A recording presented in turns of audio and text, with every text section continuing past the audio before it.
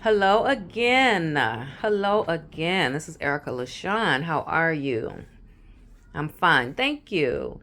Um, I decided to do another video back to back. Today is July 16th, 2022. It is 7:56 p.m. And thanks for stopping by. My name is Erica LaShawn, and I'm here just to talk. And please like, share, and subscribe. So today's topic, I just did one earlier, but I still want to keep going. Today's topic is it's a heavy topic, but it's something that like I said on my first video, these are things that I am interested in, and I like to talk about stuff. I like to talk, and it's all about awareness or knowing, or I don't know. I have this thirst for knowledge. I just like to know things. Um, so today's topic is I might flip around more than usual with my papers because I was just like, okay, just do it. All right. So many years ago, once again, I say the same thing over and over. This topic has been in my mind for a long time. So back then it was called female circumcision. These days they call it FGN. FGM, excuse me. FGM, female genital mutilation. So the first time I ever heard this concept was many years ago. Stuff just be living in me. I've been watching Oprah since I was a teenager. Me and my friend Lakita, we used to in high school, we would watch Oprah and be on the phone, not talking, but watching TV together. We wouldn't. I don't know. Girls do that. Do boys do that? I don't know. Me and Lakita did. We also watched Soul Train together on Saturday afternoons. But anyway, not talking, just watching, and then commenting during the commercials and talking during commercials or whatever. So we weren't on the phone with this one because I watched Oprah solo for years, but I began watching Oprah Winfrey when I was in high school, and that this topic came up. Oh gosh, I feel so bad. I didn't do my research thoroughly. I'll get to that. Anyway, all right. So when I was back then, over 20 years ago, it was called female circumcision. And we all know male babies, they get circumcised. Some do, some don't. Female circumcision, that's unheard of in the states in the US.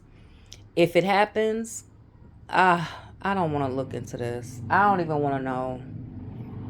I don't know, but it's still going on. It's still happening. So let's go. So, and please excuse the background noise. I live in a city.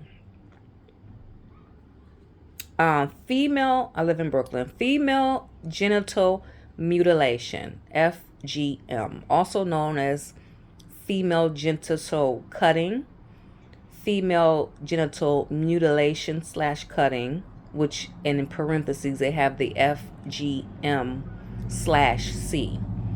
Okay, and female circumcision. So those terms are still alive today, but I think for now, and they're going with the FGM.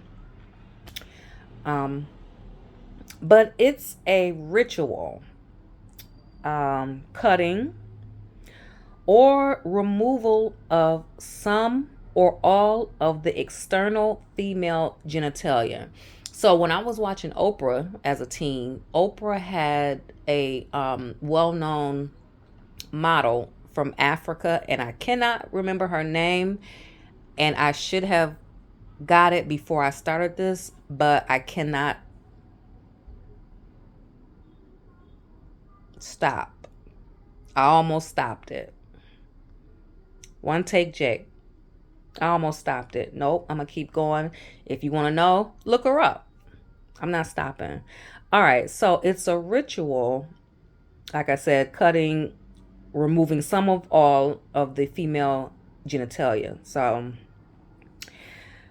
oh, the practice is found in some countries in Africa, Asia, and the Middle East. So I'm thinking, see, I like to do it off the cuff like this because, first of all, I really don't have I like to enjoy other things in my life. So I can't just sit and be, you know, I like to do it raw because that sparks thoughts and emotions and it's raw. So I'm not going to sit and go through all of this and then come out with some pre-made speech. I don't work that way. I don't function that way in this area. Other areas, I do research. I am prepared, but I feel comfortable here. And welcome. If it's your first time, thank you for stopping by. If not, thank you for stopping by. So let's get into it. So the practice is found. I didn't know it was Africa, Asia, and the Middle East. In my mind, it was just Africa. And within communities abroad from countries in which FGM is common. So UNICEF, UNICEF established in 2016 that, oh, they estimated, I'm sorry, because UNICEF has been around for a long time. So not established, estimated. So in 2016, they estimated that 200 million women in 30 countries, Indonesia, Yemen, Africa, Iraqi Kurdistan.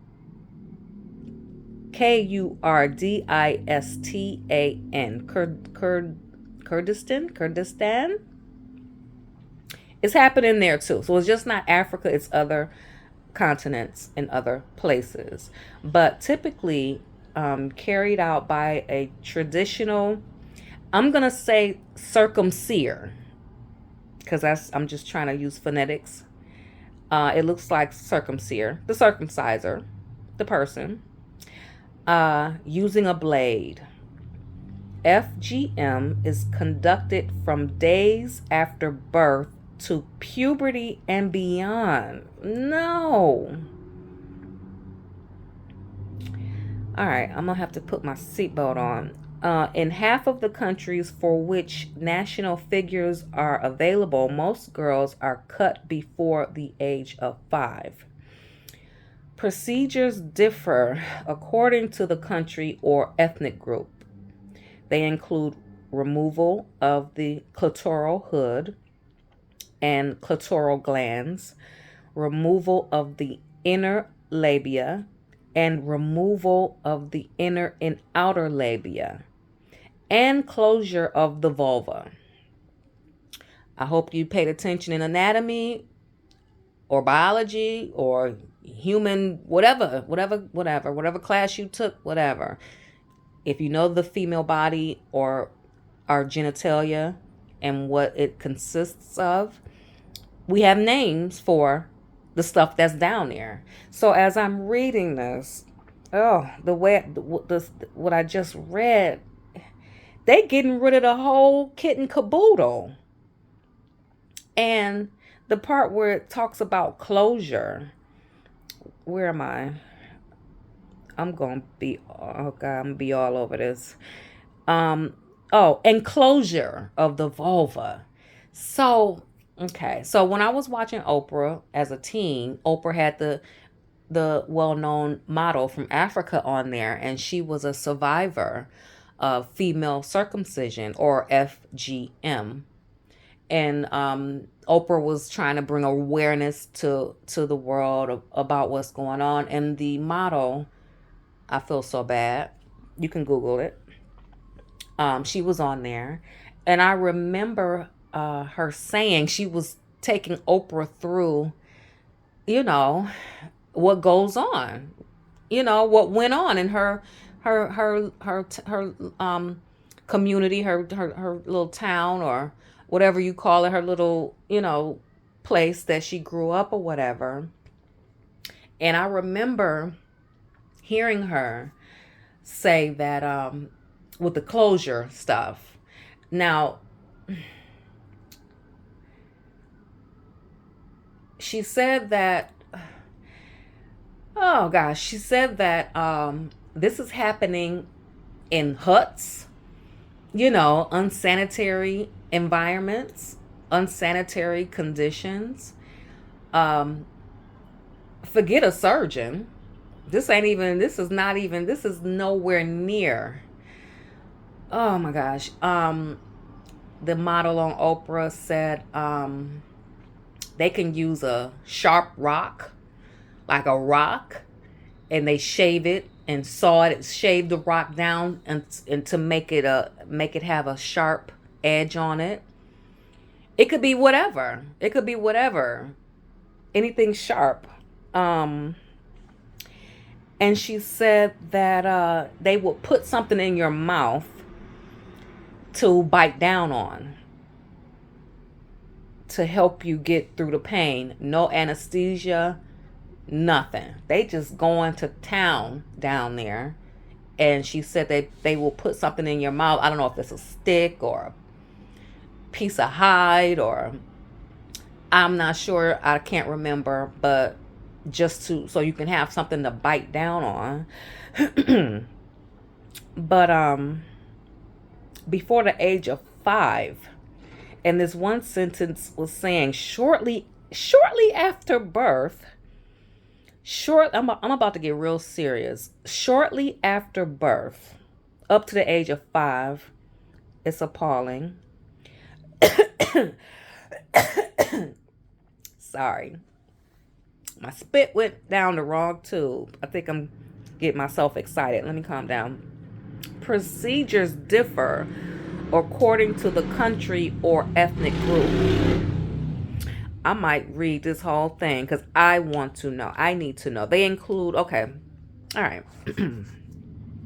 Oh my gosh. In this last procedure, known as infibulation, infibulation, a small hole is left for the passage of urine and menstrual fluid. The vagina is opened for intercourse and opened further for childbirth. Okay, so back to Oprah. The model on Oprah, you know her face, or may not, or whatever. She said that like this sentence just said that they will kind of sew you up, but you can still urinate or have a menstrual period. But I remember her saying, it's done to secure that the female is a virgin so she can get married, because that's a big thing. That's a huge part. And I can go into children who get married in certain parts of the world and stuff like that. We can get into that one day. But anyway, it's better for the family, because when it's time to marry you off, you get married off better, quicker, because it's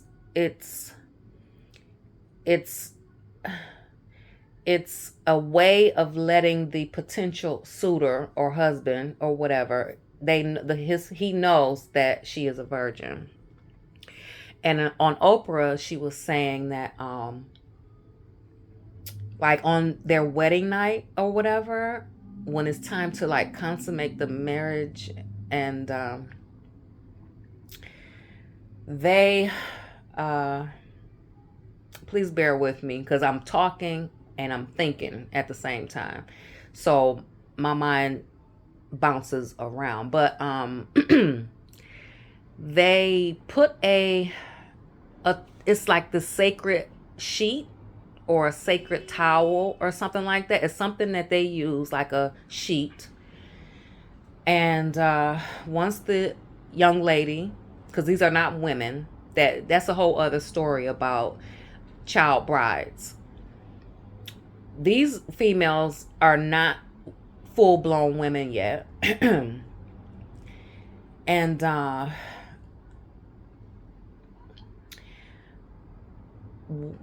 whole village is a part of this ceremony. And I use the word ceremony because that's how they look at it. The village is aware that this young lady is she's about to seal the deal with her husband. And they go in the hut, or I say hut, excuse me, but they go in their home, their dwelling, and that they consummate the marriage. And the blood that is left on the sheet, I don't know if it's the mother, an elder, someone that is highly respected in their village, she'll come out with the sheet, the bloody sheet, and wave it around, and everybody like, yay. So, but the model on Oprah said that once you get married, you are closed up. And we all know the human body. You get an injury, you clean it, you cover it, it will heal itself. The human body is amazing, but the cells, skin, everything grow back together. So basically, this is where I get freaked out or whatever. So they do this and chop you up and close you up and stuff like that. So once that kind of heals or whatever, it's kind of like you just don't, you just have an opening to urinate or have your period. So it's kind of like, it's kind of healed shut in a way. And I remember watching this episode, and she said that the husband will break through that. And, everything else is intact internally, but he has to get through that part of the skin that has been mended or closed or whatever. And, okay. So it differs from country to country. All right. So in the last case, the word I was trying to pronounce, infibulation, where a small hole is left for urination and menstrual fluid. The vagina is open for intercourse and open further after. So I'm just jumping around. So the model on Oprah said, so after they consummate the marriage, it's still a wound. It's still a wound. And it heals back up again, and then the husband break it again. It's like it's like a wound that you keep opening. Ugh. The practice is rooted in gender inequality, attempts to control women's sexuality, and ideals about purity, modesty, and beauty. It is usually initiated and carried out by women who see it as a source of honor and who feel that failing to have their daughters and granddaughters cut will expose the girls to social exclusion. Adverse health effects depend on the type of procedure. They can include recurrent infections, difficulty urinating, and passing menstrual flow, chronic pain, the development of cysts, and inability to get pregnant. We will go through all of this, trust me. Complications during childbirth and fatal bleeding. There are no known health benefits. And this is still going on. I want to sit here and read this whole thing, and I'm not.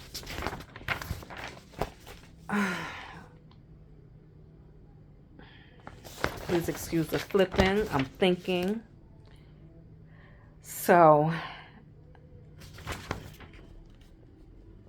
mm, since 2010, the United Nations has called upon healthcare providers to stop all forms of the procedure, including reinfibulation, same word, it's the reverse, after childbirth, and symbolic nicking, that's in quotes, nicking of the clitoral hood. The opposition to the practice is not without its critics, particularly among anthropologists who have raised different questions about cultural um, relatives being relative. Let me try it. Relativism and the inadversity of human rights. Okay, I gotta. Okay, so Wikipedia give you the whole rundown. Terminology. There's different terminology, methods, classifications. Oh, and they got diagram. Look at that. Look at that. Look at that. They have a diagram, 4 different squares. It's like an anatomically correct diagram of the vagina or the genital area. So square A is normal. Oh my God. Square B is type 1, square C is type 2, and square D is type 3. And it goes through the types. Type 3 is exactly what I pictured in my mind, y'all. And I have a vivid imagination, but looking at this diagram, it's exactly what it's. You can see the anus, and then there's a tiny hole. Everything else look like it's just like it's just it's just closed. Until the 1980s, FGM was widely known in English as female circumcision.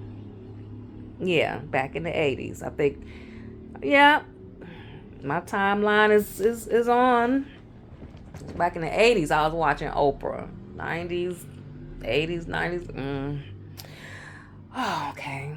It was described as female circumcision, implying an. Okay, I gotta take my time.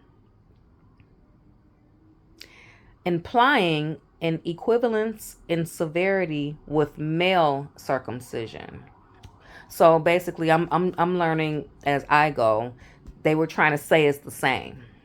Male circumcision and female circumcision, it's not the same. From 1929, the Kenya Missionary Council referred to it as the sexual manipulation of women, following the lead of Marion Scott Stevenson, a Church of Scotland missionary. References to the practice as manipulation increased throughout the 1970s. In 1975, Rose Oldfield Haynes, an American anthropologist, used the term female genital mutilation in the title of a paper, an American anthropologist.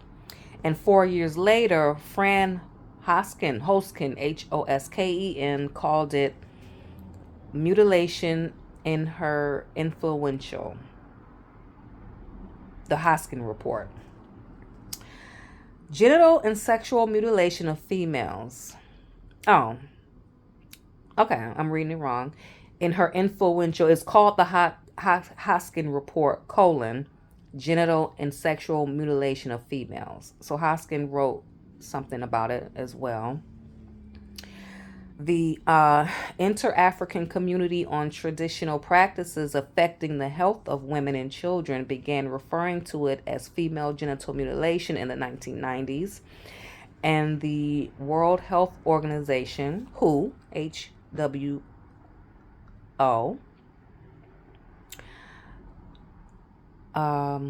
It says my battery is getting low. So this is what I'm going to do. I got to plug this in because I'm not stopping. All right. Sorry. Okay. WHO, WHO.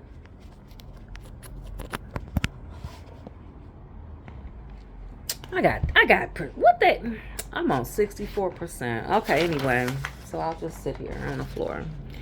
WHO, World Health Organization, WHO, followed suit in 1991. I want to read this whole thing, and I'm not. In countries where FGM is common, the practices there are many variants that are reflected in dozens of terms, often alluding to purification. In the Bambara language, Bambara, spoken mostly in Mali, Mali, it is known as Bolokoli, Bolokoli, in parentheses, washing your hands. In the Igbo language, in eastern Nigeria as Isarau, Isarau, or Iwuaru, in parentheses, having your bath. So this is just, that's how they see it. It's customary. It sounds to me like it's like a cleansing, washing your hands, taking your bath. A common Arabic term for purification has the root THR, used for male and female circumcision. In parentheses, tahur and tahara, TAHUR and TAHARA, male and female. It is also known in Arabic as kaft, KHAFD,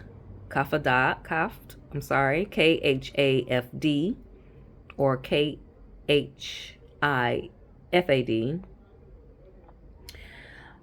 Communities may refer to FGM as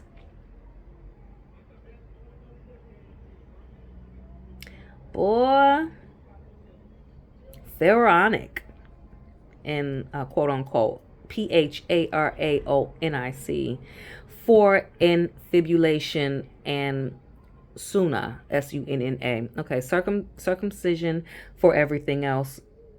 Sunna means path or way. In Arabic, it means that in Arabic, and refers to the tradition of Muhammad, although none of the procedures are required within Islam. The term infibulation derives, I want to read this whole thing. Oh my God. It derives from fibula, FIBULA, Latin for clasp. The ancient Romans reportedly fastened clasps through the foreskin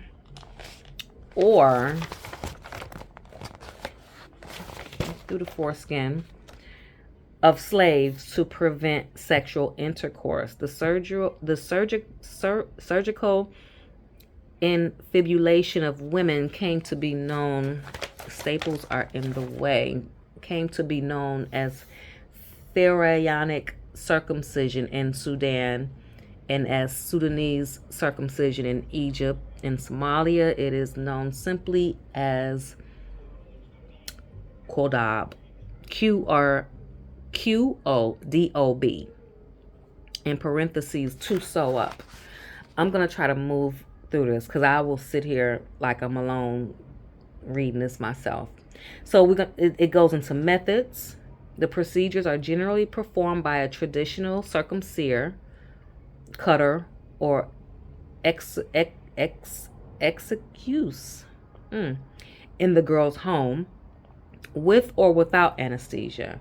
The cutter is usually an older woman, but in communities where the male barber has assumed the role of health provider, He would also perform FGM, not the barber. When traditional cutters are involved, non sterile devices are likely to be used, including knives, razors, scissors, glass, sharpened rocks, and fingernails. Now, this is in fingernails. According to a nurse in Uganda, quoted in 2007 in the Lancet, Lancet, a cutter would use a knife on up to 30 girls at one time. In several countries, health professionals are involved. In Egypt, 77% of FGM procedures are in Indonesia. Over 50% were performed by medical professionals as of 2008 and 2016. This is still going on. So as far as classifications, that's where I was looking at the diagram of the female genitalia. So I guess they break it down in some sort of classification. There are classifications. All right, variation.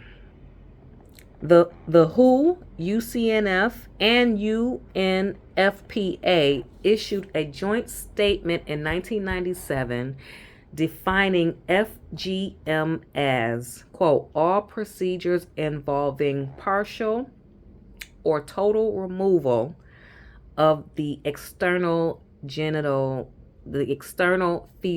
genitalia or other injury to the female genitalia,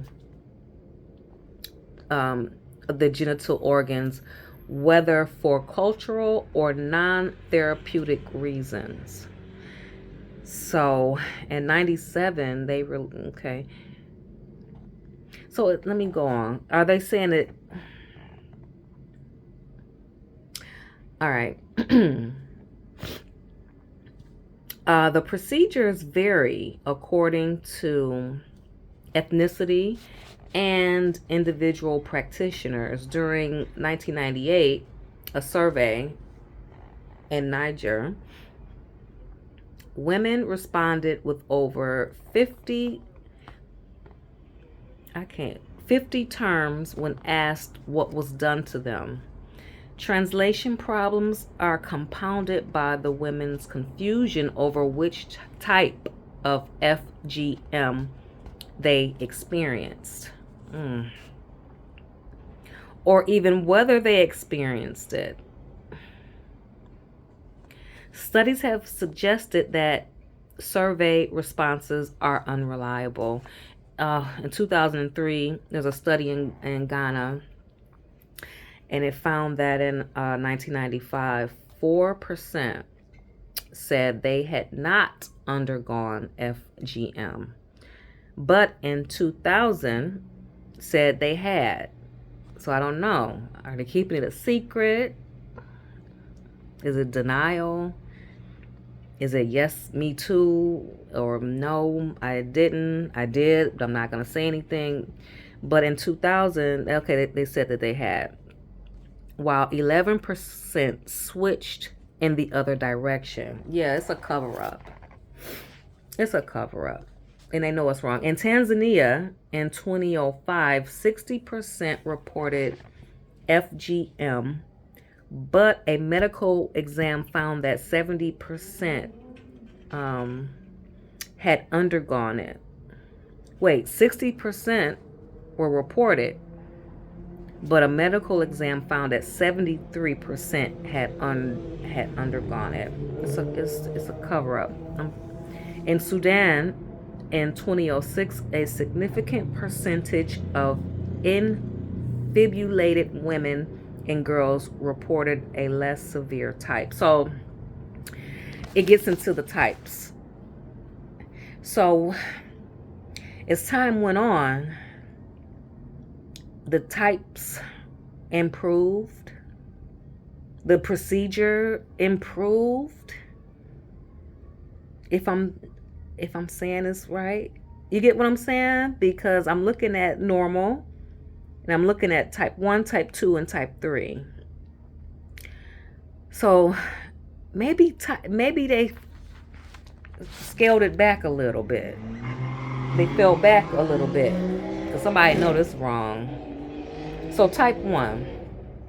Type 1 is partial. Okay, type 1.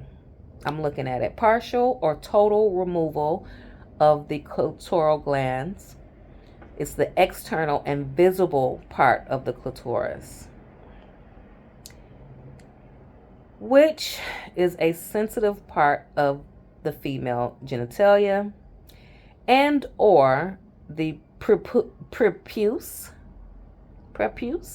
slash clitoral hood. I was gonna say that, but I'm like, okay, I got one, but you ain't gonna catch me on here talking, misspeaking about mine. So I'm gonna read it. I was thinking the clitoral hood, anyway, but it's also called a prepuce, prepuce, slash clitoral hood, which is the fold of skin surrounding the clitoral glands. Okay, so type 1A involves removing of the hood only. This is rarely performed alone. The more common procedure is type 1B. So type 1 got an A and a B. Oh, it's a clitoral, let me see if I can do it. A clitoral dectonomy. Cutting it off. clitoridectomy.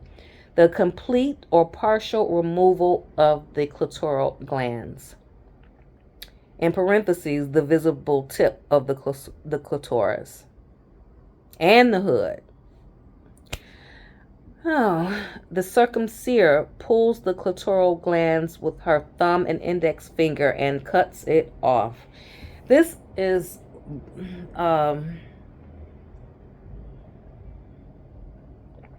inhumane, and it's still going on. I'm sure it is. Type 2.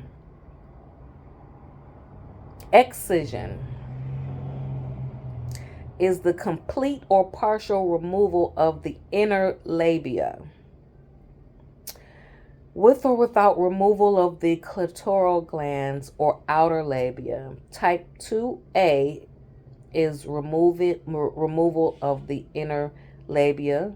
Type 2B, the removal of the clitoral gland and inner labia. And type 2C, removal of the clitoral glands, inner and outer labia. Excision in French can be referred to any form of FGM. They just type. Oh, that was type 2. I'm sorry. I don't know if I made that clear.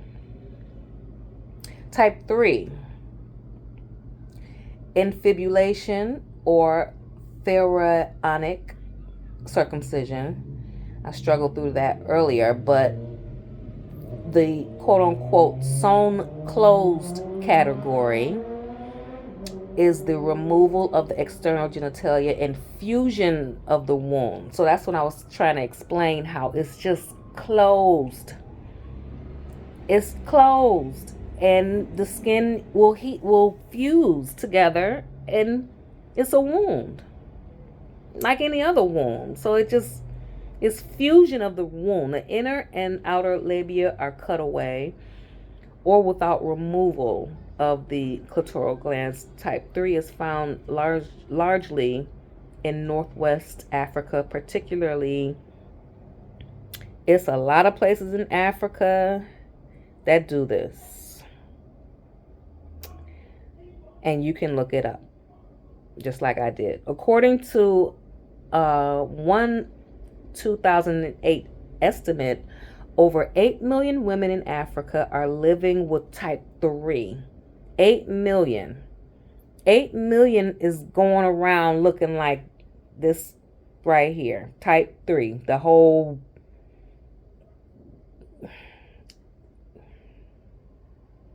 The two holes and closed. Straight up. Two holes and it's straight up closed. Uh mm, okay, let me. According to UNFPA, in 2010, 20% of women with FGM have been infibulated. Okay, so what I'm trying to think is maybe, okay, I'm not. Okay. In Somalia, according to Edna Adan Ismail, Ismail, the child squats on a stool or mat while adults pull her legs open. A local anesthetic is applied if available. There's a little caveat here, and it says the element of speed and surprise is vital. Okay, and I think when I read on what I saw on Oprah, I'm not sure, but yeah, these girls don't know. First of all, in some of these third world countries, they barely know that they're getting married. I was watching this one documentary about child brides, and they were somewhere in Africa, but these girls, they don't even know they're getting married. Their parents have already arranged it. The families are in agreement, and they don't know, and they get word of it at the last minute. And a lot of those girls over there, and they focused on one girl. Um, they focused on one particular girl in the documentary, and she was so sad. She was so sad, and she did not. The girls in her village, everybody was sad. It's not happy. It's not a happy time. They don't want to do it. They're kids, and excuse me. She said that she really didn't know, and then she just kind of heard like, okay, you know, you getting married tomorrow. You know, you're getting married next week, and it's like, oh, they want to go to school. You know, they want to achieve and do things, and they cannot because it's a wrap. So back to the element of surprise. So that strikes a nerve because if you let somebody know you about to do this, they may run away or something. So I guess it's the element of surprise. And the circumciser immediately grabs the clitoris by pinching it between her nails, aiming to amputate it with a slash. I can imagine. I can only imagine what the child is like, wait a minute. What's going on here? And you got to just grab them and do it. Okay. The organ is then shown to the senior female relatives of the child, who will decide whether the amount that has been removed is satisfactory or whether more is to be cut off. Oh, that's for my Bluetooth. I was about to say I'm plugged in phone. Oh, it's telling me my Bluetooth about to go off. Okay, that's cool. As long as it's stay on. Anyway, oh my God. So they got to hold it up and say, is this enough? You want me to do more? After the clitoris has been satisfactorily amputated, the circumciser can proceed with the total removal of the labia minora and the paring of the inner walls of the labia majora. Since the entire skin on the inner walls of the labia majora has to be removed all the way down to the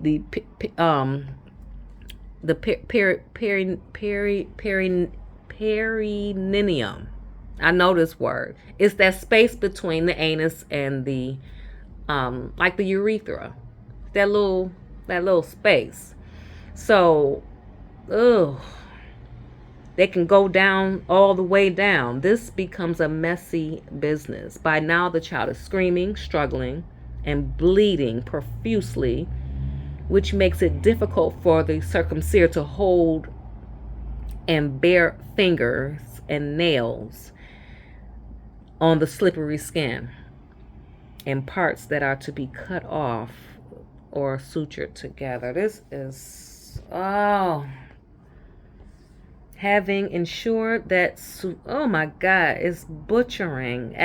Having ensured that significant tissue has been removed to allow the desired fusion of the skin, the circumciser pulls together the opposite sides of the labia majora, ensuring that the raw edges where the skin has been removed are well approximated.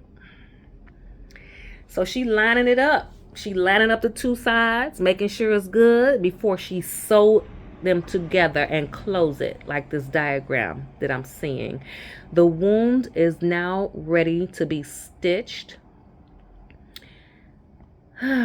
or for thorns to be applied. Now see, that's them villages way back. They can't even get a needle and thread. You using thorns to hold it together so that it can mend. If a needle and thread are not used, closed tight sutures will be placed to ensure that a flap of skin covers the vulva and extends from the mons veneris, veneris. I'm thinking the pubic mound. Mons. The pubic mound is where the hair grows. They got to make sure all that is together. Okay, in which after the wound heals will form a bridge of scar tissue that will totally occlude the vaginal introitus. Entry. Shoot. I want to read this whole thing. I can't. Okay, let's go. Okay, I can't help myself. The amputated parts might be placed in a pouch for the girls to wear. Okay, so is that how she get a date? Is that how she becomes available to the other people in the village? Like, I'm wearing my skin in my pouch. You know, it was done. A single hole of 2 to 3 millimeters is left for the passage of urine and menstrual fluid. The vulva is closed with surgical thread. Okay, with the thorns.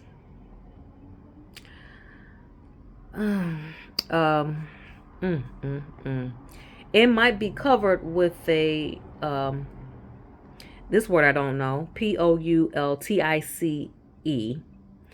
I'm thinking like a pouch. Poultice of raw egg, herbs, and sugar. So they cover it with like a homemade remedy. To help the tissue bond, the girl's legs are tied together, often from hip to ankle. The bindings are usually loosened after a week. So what they doing all this time? They going to the bathroom bound? Urinating? How you go to the bathroom and you bound from your hips to your ankles? Okay. The bindings are usually loosened after a week and removed after 2 to 6 weeks. If the remaining hole is too large in the view of the girl's family, the procedure is repeated. Now, I'm about to throw up now. Now, hold on.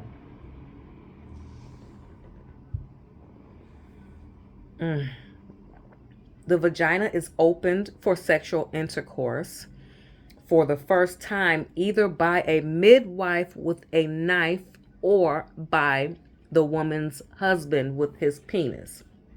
Heard that on Oprah. In some areas, including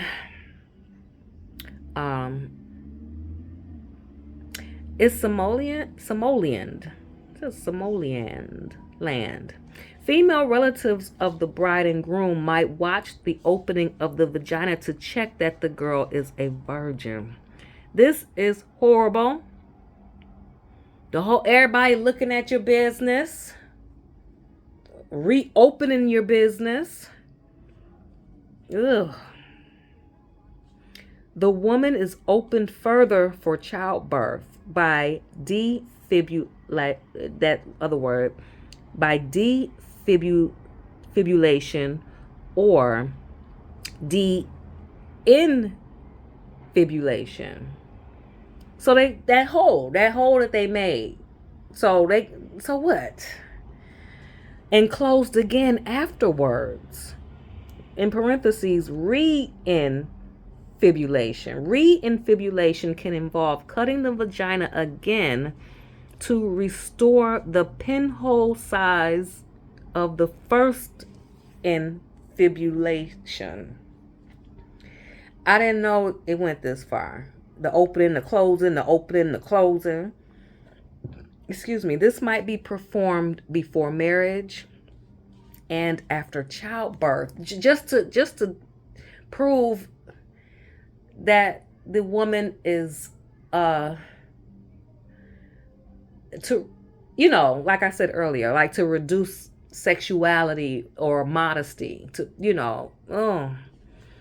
divorce and widowhood.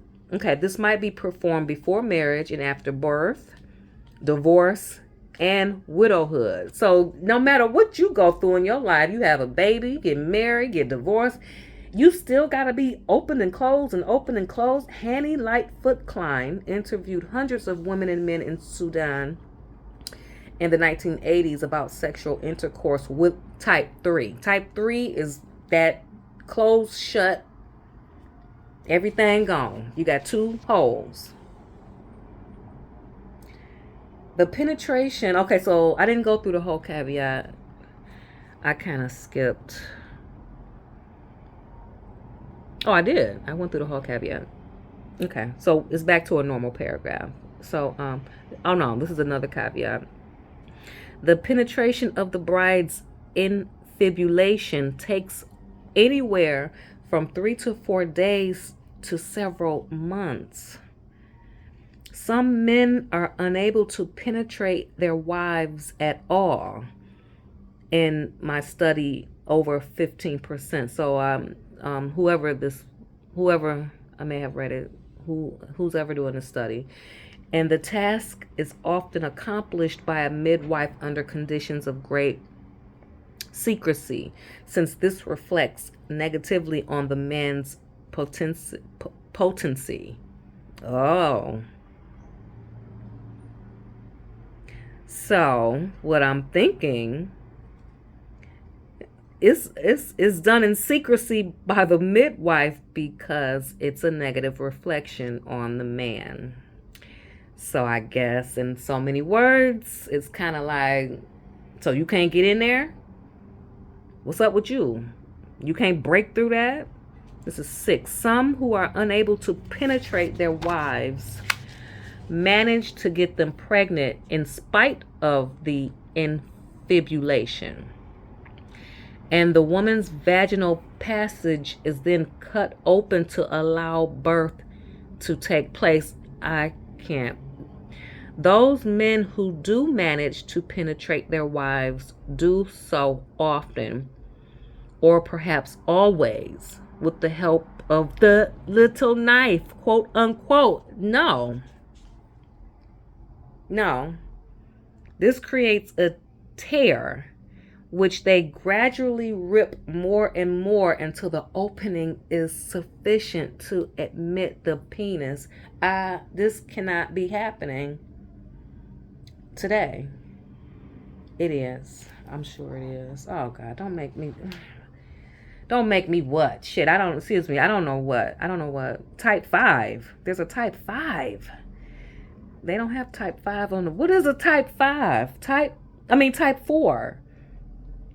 Type 4 is,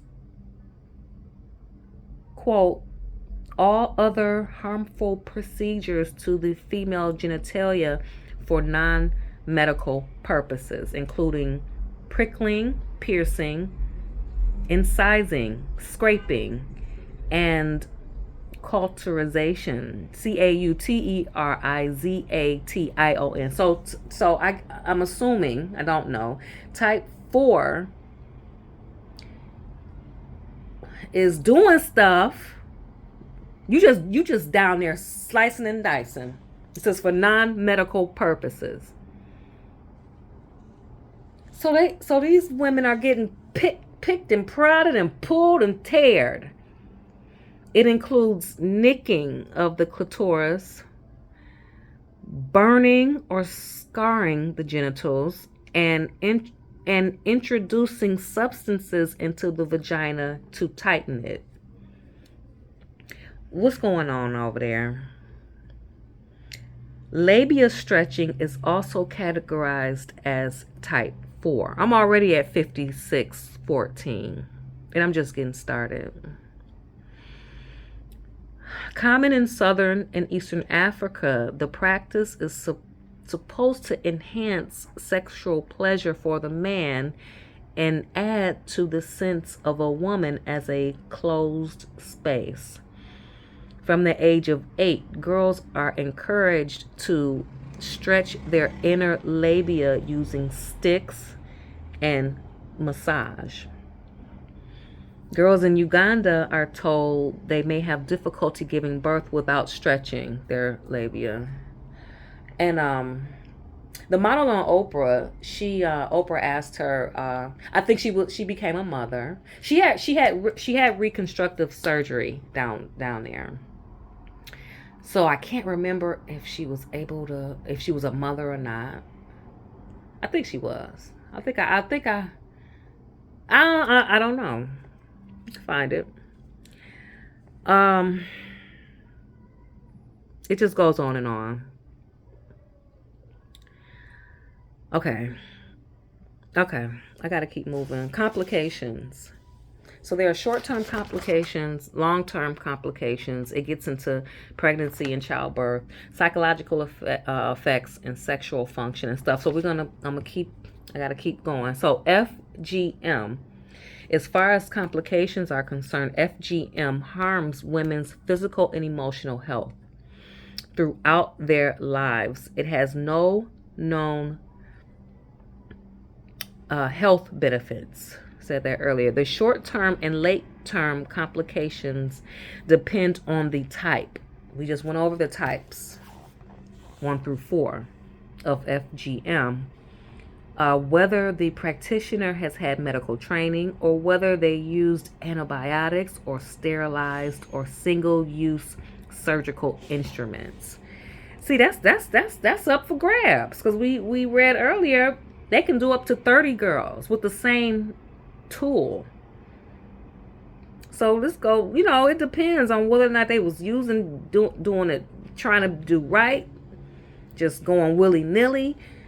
In the case of type 3, other factors include how small a hole was left for the passage of urine and menstrual blood, whether surgical thread was used instead of agave, or the thorns or sutures, or whatever you want to call it. You go off the thorns from what?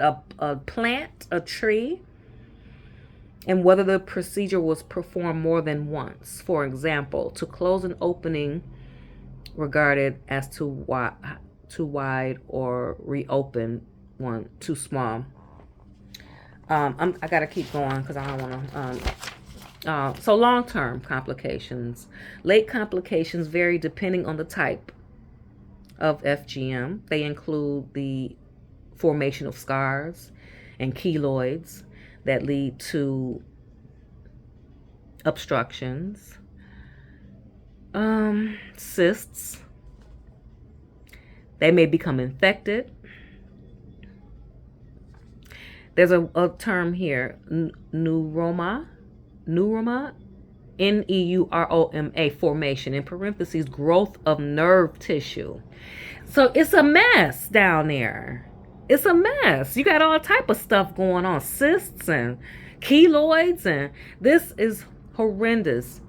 Involving nerves that supply the clitoris. So the nerves that supply the clitoris, it grows like growth tissue, like scars.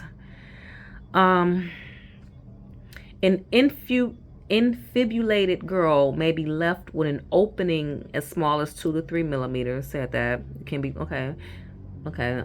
Scars. Which can be prolonged, drop urination, pain while urinating, and a feeling of needing to urinate all the time.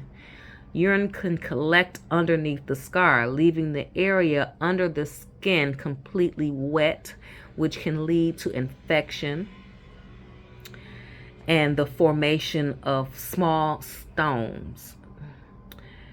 Okay, so back to Oprah. Oprah also, with the model, she also had this woman on there. I don't remember her name. I'm already at 1 hour, yay, but no. There was a woman that she began to do like missionary work in a way. Like she went to Africa. I don't remember what part. It may have been Sudan, but she packed her bags, went over there, and started a home for girls. Because this is a side note. Aside from this FGM, this female genital mutilation, she was talking about teen brides. When they get pregnant, some are as young as 10 or 12. Somewhere along there, they parents, I'm sure there's a dowry involved. I'm sure somebody getting a cow or a goat or something. It's real over there. I done watched so many things, and the families are so impoverished that is a part of the program. That's a part of the program. You got to get going. And when you get over there, you better not act a fool, because if he don't want you, he can beat you. He could do anything to you. But the family will be disgraced if she leave. So anyway, back to the woman that packed her bags and went over there and started a home. She started a home because these young brides were becoming pregnant, and young females are unable. They can get pregnant. We all know that they can get pregnant.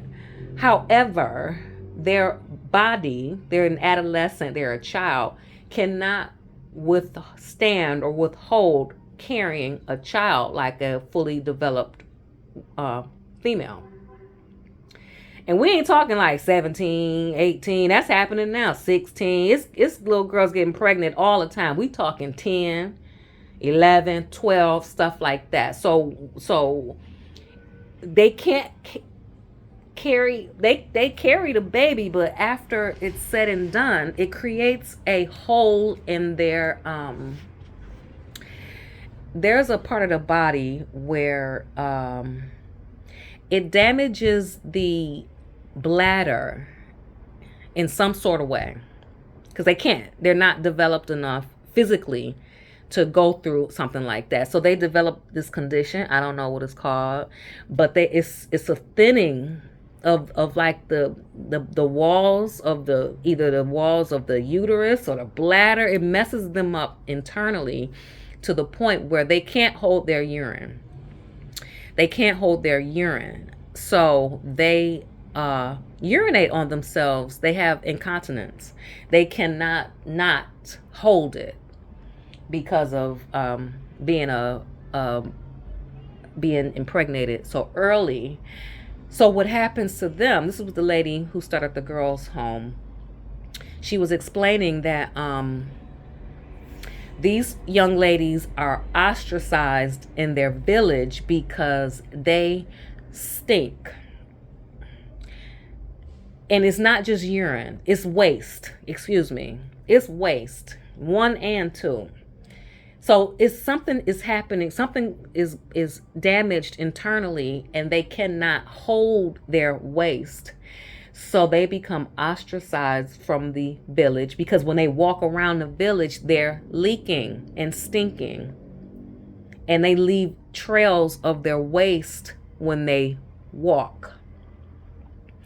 So what happens is that young lady, the mother and father, the family, she's no good. She's damaged goods after that. So her family has to take care of her because it's important to get married in certain countries and certain places of the world, depending on, it's important.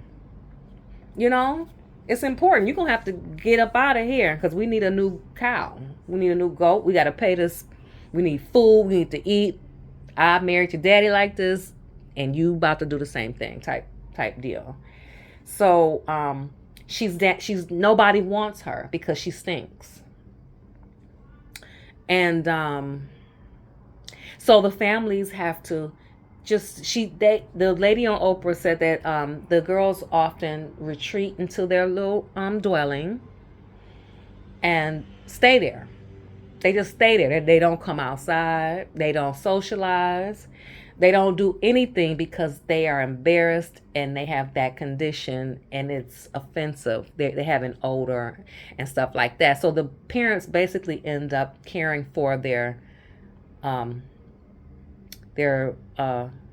child forever because nobody wants them. So the lady that went over there, she started the home for young girls, and it's fully funded. She put all her chips on the table. That's what I'm talking about. And she provided medical treatment to these young ladies that have this condition. And they get sewed up and stuff, and they get fixed. And they get to stay at her home for a little while because they have to heal and rehabilitate. And once they finish, they have a nice little ceremony or whatever. And each girl that leaves there gets a new dress and a new head wrap. I have an African dress and head wrap because one of my coworkers from Africa went home and brought me back. I got two. What I got? Somebody I used to work with, she went home and she brought me back a dress with a matching head wrap. It's still tucked away. I'll be looking like I don't even know what to do with this. I'm gonna have to go to another African woman so she could show me and wrap me up or whatever. But it was a souvenir she brought back for me, and I still have it, and it's nicely tucked away. But when these girls leave, they get a new dress and they get a new head wrap to match. So it boosts their self-esteem and they can go out in the community and feel good about themselves. All right. So back to this. The long-term effects. I stopped it right here. The opening is, I'm just going to keep going. The opening is larger in women who are sexually active or who have given birth by vaginal delivery, but the urethra opening may still be obstructed by scar tissue. So how do you pee? Vesicovagina. Vessel, something down there. Shoot. Or rectal rectovagina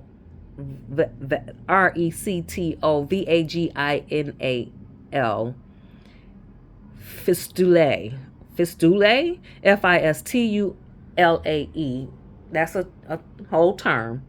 It can develop, which in parentheses, holes that allow urine or feces to seep into the vagina. So they can get this condition.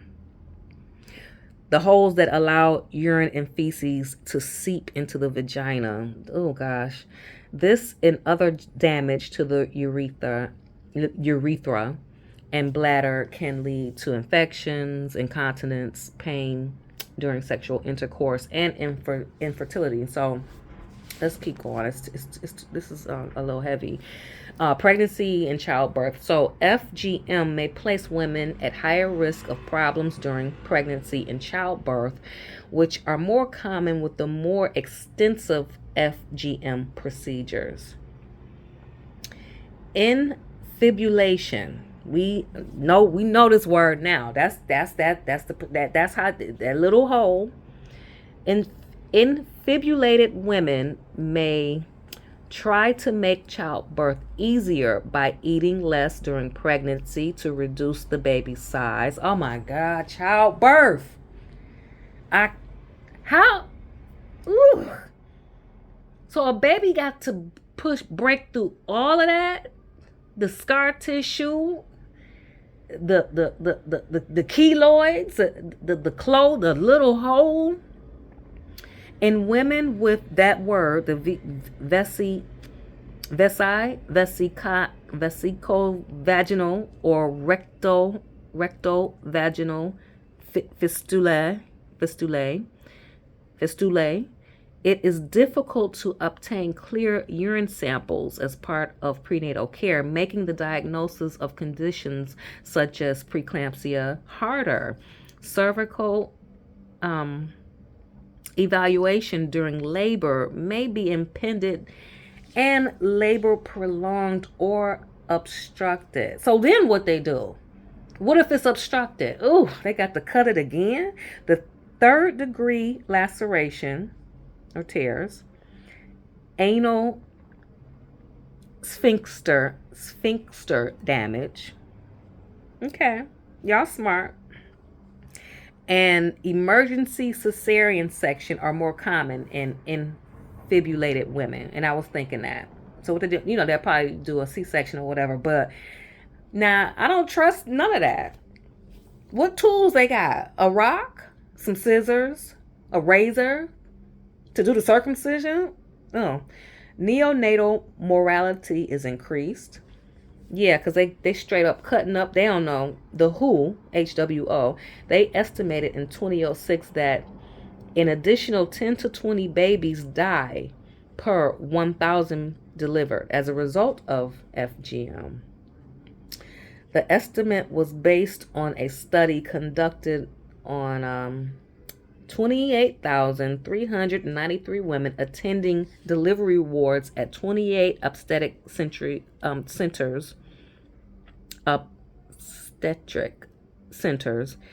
in Burkina Faso, Ghana, in Kenya, Nigeria, Senegal, and Sudan.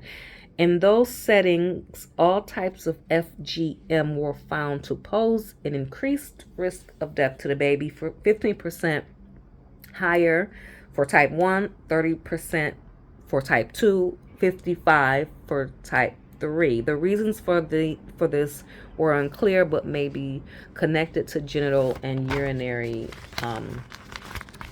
infections and the presence of scar tissue. I have to keep going. Psychological effects and sexual function. According to a 2015 systematic review, there is little high-quality information available on the psychological effects of FGM. The model on Oprah, she got into that, like how it affected her. She was saying for years she didn't feel like a woman. She said she knew what she had down there. She knew it wasn't right, didn't look right, didn't feel right. It just wasn't right. And that's when she was talking about she had reconstructive surgery. And I think she's okay now. I'm sure she's okay now. Several small studies have concluded that women with FGM develop anxiety, depression, and post-traumatic stress disorder. Feelings of shame and betrayal can develop when women leave the culture that practices FGM and learn that their condition is not the norm, but within the practicing culture, they may view their FGM with pride. So depending on, some proud of this. They may view their FGM with pride because for them it signifies beauty, respect, and tradition, chastity, and hygiene.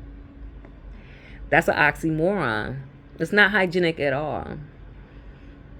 And you messy down there because of bacteria and waste that's trapped in that wound. Oh, studies on sexual function have also been small. So nobody's talking about this really. I guess they are, but they're not. A 2013 meta-analysis of 15 studies involving 12,671 women from 7 countries concluded that women with FGM were twice as likely to report no sexual desire, and 52% more likely to report. It's a word here, but in parentheses they have painful sexual intercourse. Dyspareunia, Dyspareunia. It's painful sexual intercourse. 1/3 reported reduced sexual feelings. Oh my gosh, a butcher.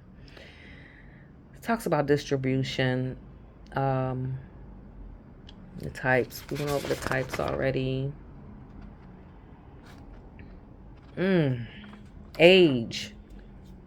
Ethnicity. FGM is not invariably a rite of passage between childhood and adulthood, but is often performed on much younger children. Girls are most likely commonly cut shortly after birth to age 5. Read that. Okay, Wikipedia. You said that. The 1997 Demographic and Health Survey in Yemen found that 76% of girls had been cut within 2 weeks of birth. Okay, let's go. A country's national prevalence often reflects a high subnatural prevalence among certain ethnicities rather than a widespread practice. In Iraq, for example, FGM is found mostly among the Kurds. Kurds in Erbil, Erbil. So 58% of prevalence. What is prevalence? Because I skipped over that whole thing. FGM is mostly found in what? I just jumped. I'm gonna jump right back, but I need to know what this prevalence stuff. FGM is mostly found in what Jerry Mackey called an intriguingly contingents, contigous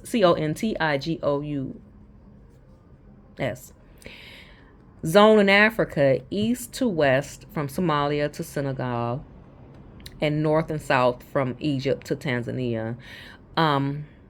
Nationally, representative figures are available for 27 countries in Africa as well as Indonesia. Okay, over 20 million women and girls were thought to be living with FGM. So, all right. Okay, all right. Okay. Reasons. Support from women. I'm jumping. Support from women is one of the reasons. Reasons. Dahabu Musa, Dahabomusa, a Somalian woman, described infibulation in a 1988 poem as the, quote, 3 feminine sorrows, unquote. The procedure itself, the wedding night when the woman is cut open, then childbirth when she is cut again.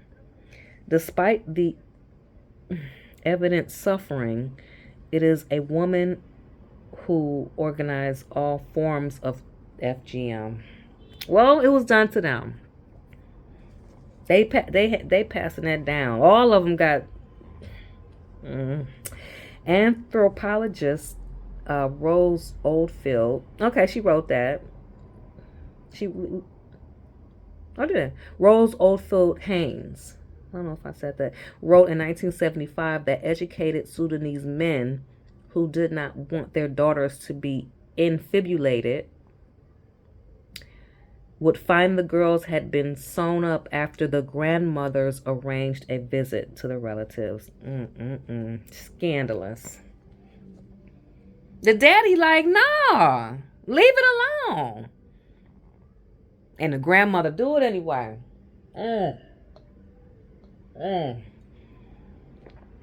Well, hers probably chopped up too. So she like, look, this is what we do. Oh my God. Jerry Mackey has compared the practice to foot binding. And I think that's a reference to in Asia with the... Let me stop reaching. I don't know what that means. Like FGM, foot binding was carried out on young girls, nearly universal where practiced, tied to ideals about honor, chastity, and appropriate marriage, and supported and transmitted by women. So I'm going to talk about it because that's what it is. Foot binding. I'm always reading something. Looking at something. That right there is talking about in parts of Asia. You know the little geisha girl. She's so nice and sweet and well behaved and obey and stuff like that. Maybe not from birth. So I don't know. But they bind their feet. And it's to have a little foot. We ain't talking about a size 5 on a woman. We talking abnormal, the size of they foot throughout the years never grew because it's a custom. It's a custom to wrap their feet. And then they have these cute little shoes. And that's it. Look it up. They foot look like you know what it looks like? It looks like a little piece of pig feet. Little hoof. It reminds me of a hoof. That's what it is. So in certain cultures, that's attractive. And that means, what it say? Modesty and honor. But that's something that's practiced. The women are doing it. The women are passing these things down because the men like it. The men, if your foot look like a little hoof, you good to go. And the thing I was reading talked about they have trouble walking. They can become disabled.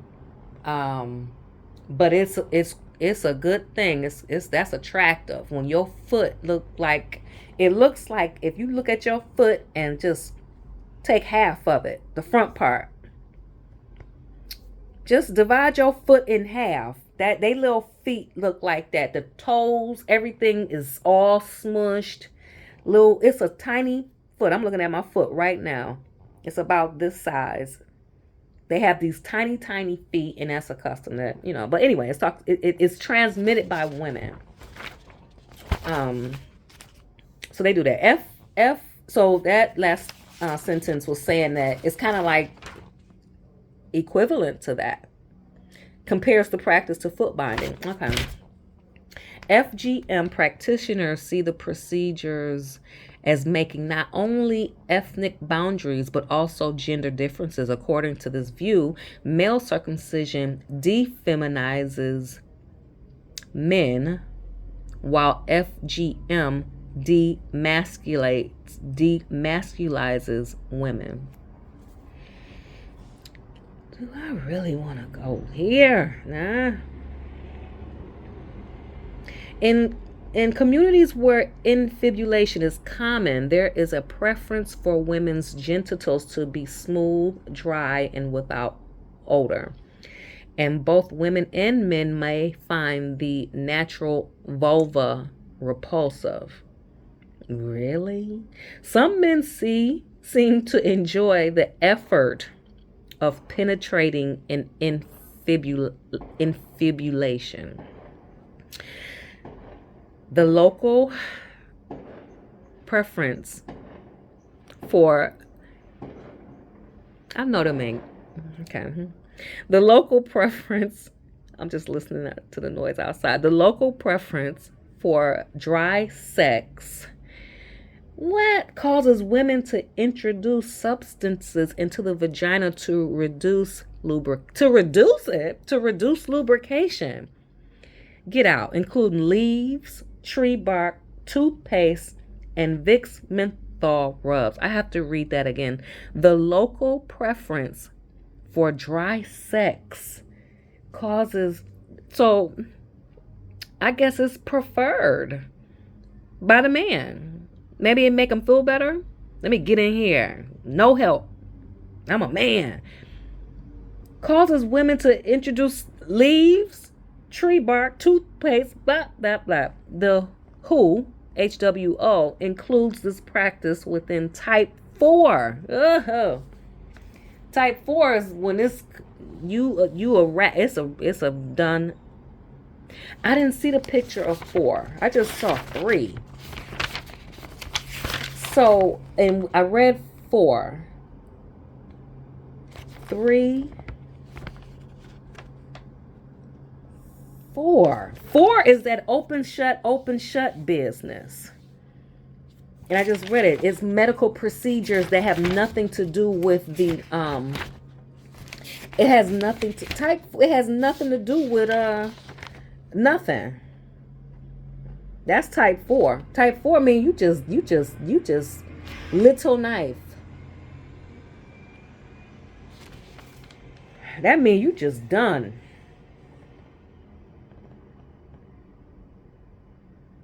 Wait a minute.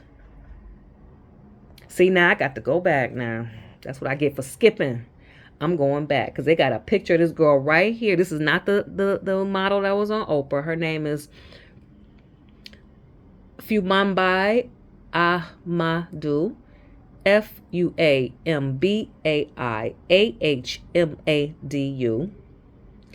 And under her photo is this woman chose to undergo clitoral direct, you know what I'm trying to say, clitoral ditectomy as an adult. I skipped over that part. I'm back. Because here she go right here. And I stopped it. And it went right into it. And I almost missed it. So this young lady I just said, an anthropologist and member of the Kono people of Sierra Leone, who in 1992 underwent a clitoral dectotomy, I think that's close, as an adult during a Sande Society, SANDE, initiation, argued in 2000 that it is a male girl. You crazy. You crazy. So I think she was trying to make a statement. Argued in 2000 that it is a male-centered assumption that the clitoris is important to female sexuality. She argued in 2000 that it is a male-centered assumption that the clitoris is important to female. It is. Is she crazy? Am I reading this wrong? African female symbolism revolves instead around the concept of the womb. Infibulation draws on that ideal of enclosure and fertility. Genital cutting completes the social definition of a child's sex by eliminating external traces of androgyny. Now, girl, you going way too deep. I will have to really watch and listen to her speak, because I don't know if I'm reading this wrong. I could read. Janice Boddy, Boddy, Boddy, wrote in 2007, quote, "The female body is then covered, closed, and its reproductive blood bound within. The male is unveiled, open, and exposed." This is too deep for me. I'll have to just follow up on my own. But back to so this girl did this voluntarily. To what? Prove a point nuts. Sorry. And communities where, oh, that's the dry vagina. Okay. Listen, I got other literature. I ain't even gonna look at it. This Wikipedia done took me all the way. Religion. Surveys have shown a widespread belief, particularly in Mali, um, Mauritania, Guinea, and Egypt, that FGM is a religious requirement. So, people, it's argued that practitioners may not distinguish between religion, tradition, and chastity, making it difficult to interpret the data. FGM's origin in northeastern Africa are pre-Islamic, but the practice becomes associated with Islam because of that religion's focus on female chastity and seclusion. Okay. Moving on. There is no mention of FGM in the Bible. Christian missionaries in Africa were among the first to object to FGM, but Christian communities in Africa do practice it. Yeah, they're sneaking around. In 2013, UNICEF identified 19 African countries in which at least 10% of Christian women and girls aged 15 to 49 had undergone FGM. In Niger, 55% of Christian women and girls had experienced it, compared to 2% of their Muslim counterparts. The only Jewish group known to have practiced it is the Beta Israel of Ethiopia. I don't know. Judaism requires male circumcision but does not allow FGM. FGM is also practiced by certain groups, particularly in Ghana and Mali. It's just too much. You know how Egyptians have hieroglyphics on the wall in the pyramids? This is a image I'm looking at.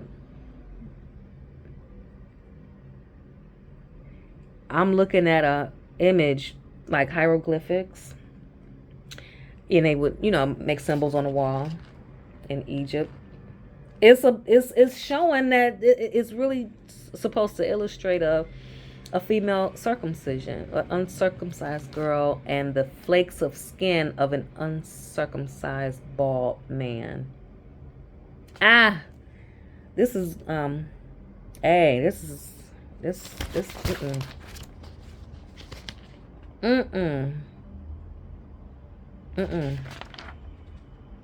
Okay. Wikipedia be going all over the place. All over. Okay, I got to. It's bad. That's all I know. But I can't judge. I'm judging. Oh,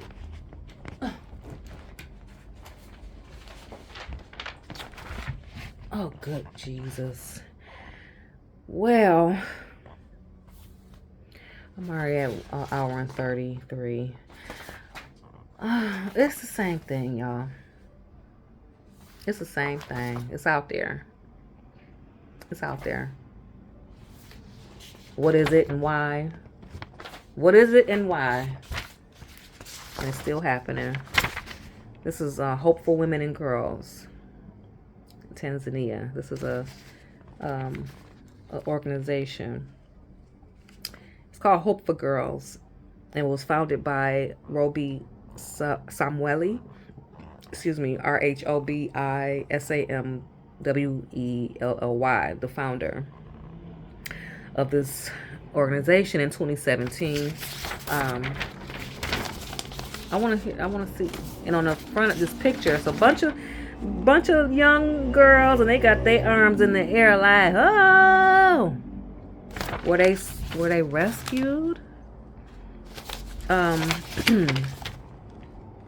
Roby's personal experience of being forced to undergo female genital mutilation, FGM, as a child inspired her lifelong commitment to fight for the rights of girls and women. Our organization runs two safe houses in Butiama, and the Serengeti districts of the Mara region of Tanzania, which shelter and support those fleeing FGM, child marriage, and other forms of gender-based violence. Our work has been featured in Tanzania's daily news, the BBC,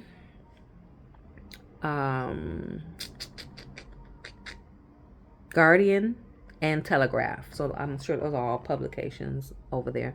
Roby's work is also the focus of Canadian filmmaker Giselle Portinier's Portenier, the documentary In the Name of Your Daughter. We rely on donations to continue our work, but they just go. They're fighting gender-based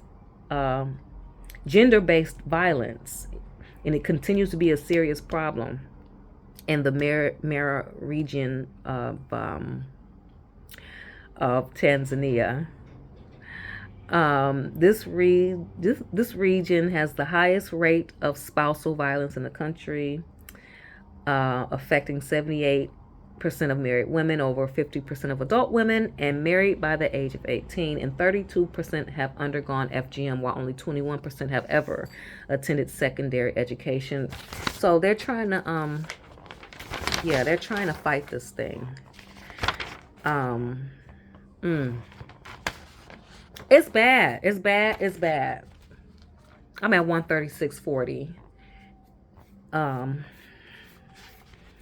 5 ways female genital mutilation undermines the health of wealth in children. I went through all of this. I'm really not. We know this is wrong. But how can I say? I can say it. I can say what I want. But how can I say that when people really believe that this is done for religious purposes, or for just cultural reasons? FGM is a serious injury that can be deadly. They ain't even talking about that. It's performed by FGM performed by medical practitioners is never safe or beneficial. FGM can cause a lifetime of serious health problems and pain. Number 4, FGM can cause life-threatening childbirth complications. So I'm trying to rush through this because I'm scared I'm gonna miss something. But that's basically it. We know what this is. And good Lord, please help us. Please help them. It's the same thing. What is it and why? What is it and why? Ooh.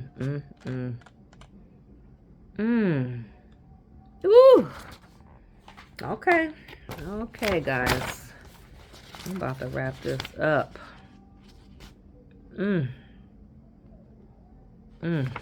Okay. The different types. There we go. We went over that earlier. There are 4 types. No health benefits, only harm. Short-term, long-term, who's at risk, cultural, social factors. It's a thing. Culturally, social, religion.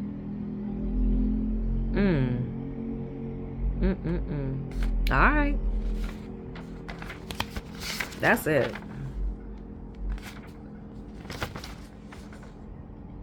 Okay, what is it? Yeah, that's it. Why is it still practiced? Most girls and women familiar with FGM say they would like to see it end, but there is social pressure to continue cutting. Mothers, fathers, extended family, and community leaders may force or coerce girls and young women to be cut so that they will be accepted as quote-unquote clean and ready for marriage.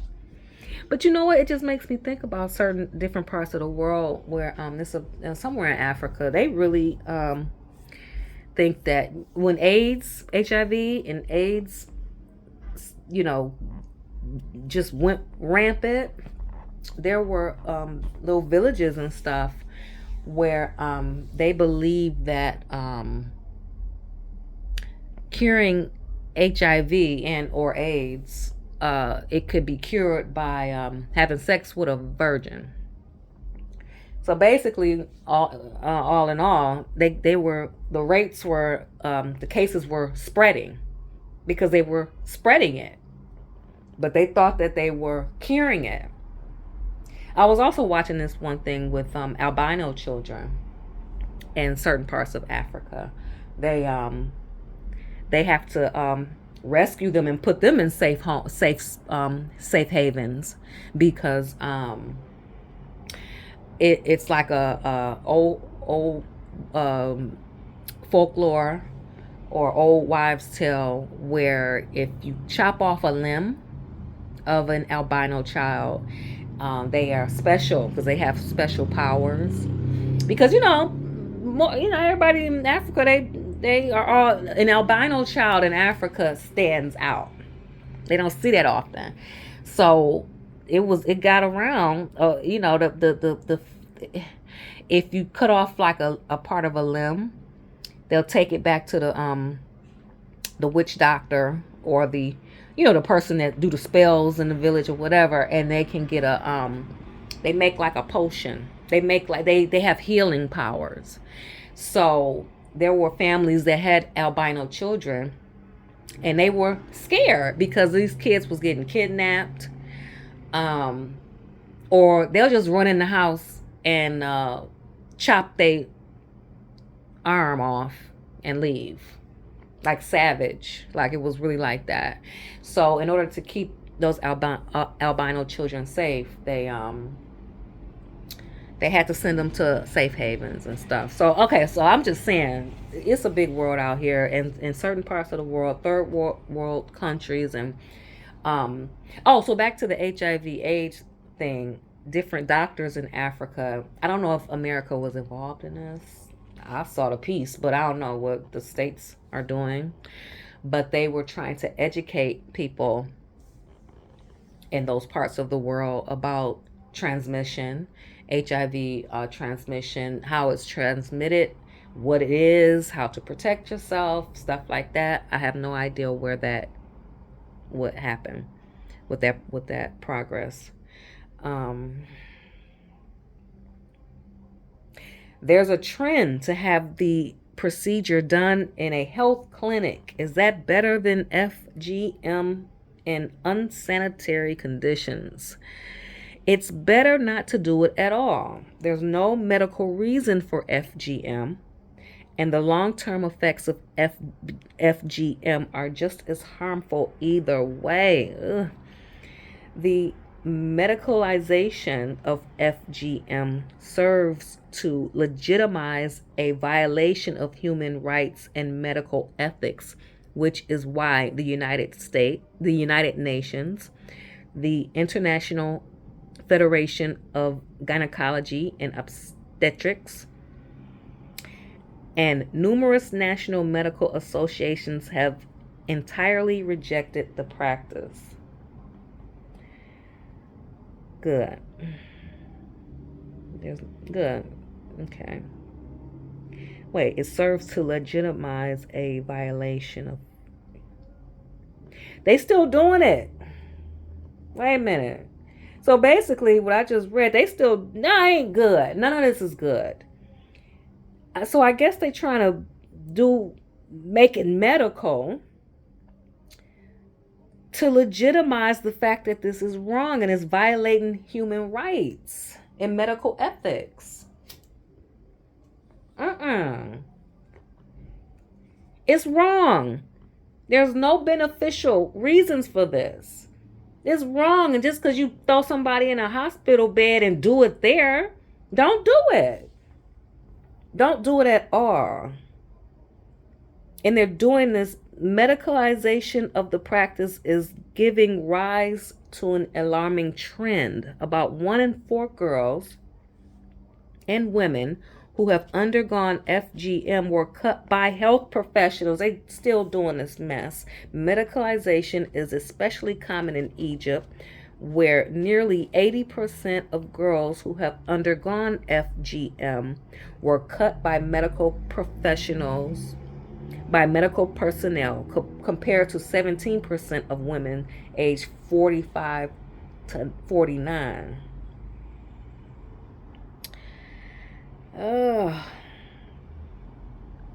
Most of the 31 countries where FGM is practiced is smudged. I can't read that. I think people are against it. I don't know. However, until social norms change, or maybe they're not. It's smudged. I can't see that at all.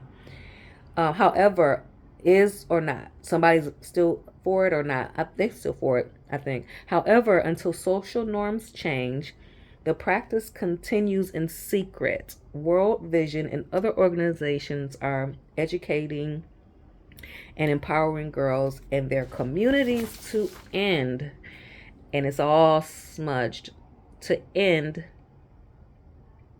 the practice, that it can be eliminated in one generation. I don't know. They got it's work to do. It's work to do. I'm at 145.56. I'm gonna call it a day. Thank you for listening. Thank you for hanging in there if you stayed thus far. I feel like Michael Jackson now. Man in the mirror. What can I do? I don't know.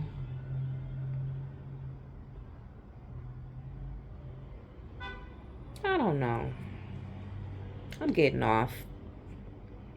Thank you again for sticking it out if you did thus far. My name is Erica LaShawn. Please like, share, and subscribe. This was... And you know what? I plan to delve deeper in things. So my goal was an hour. So, it's not hard for me.